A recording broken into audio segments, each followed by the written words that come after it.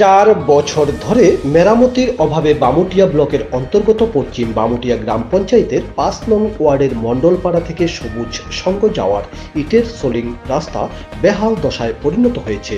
রাস্তার পাশে সাইড ওয়াল না থাকার কারণে বিভিন্ন জায়গায় ভেঙে পড়েছে, সাইড দিয়েও যে কোনো সময় ঘটে পড়তে পারে বড় ধরনের দুর্ঘটনা।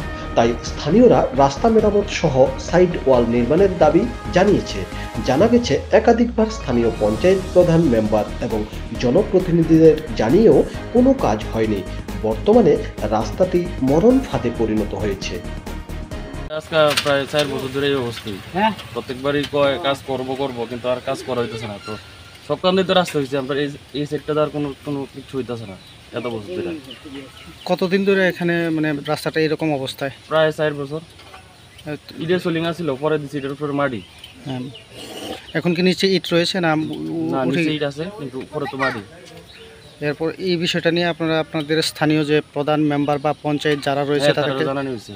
তা কি বলেছে তাদের? তারা কইছে করবো বা করতেছে, আর কয়টা দিন সময় তাই তার চাইটা করতেছে, কিন্তু আজকে ৩-৪ বছর ধরে তো আর করতেছেই না। এই রাস্তাটা কোথা থেকে কোথায় যায়? এটা গেছি রাখতে পারি যাওয়া যায়। আচ্ছা, তো এখন আপনারা এলাকাবাসী কি চাইছেন? আমরা তো দেখেছি রাস্তাটা যাতে ঠিকঠাক আমরা যাতে চলাফেরা করতে সুবিধা হয়, তো রাস্তা তো হইতেছে না, পরেও না কিছু।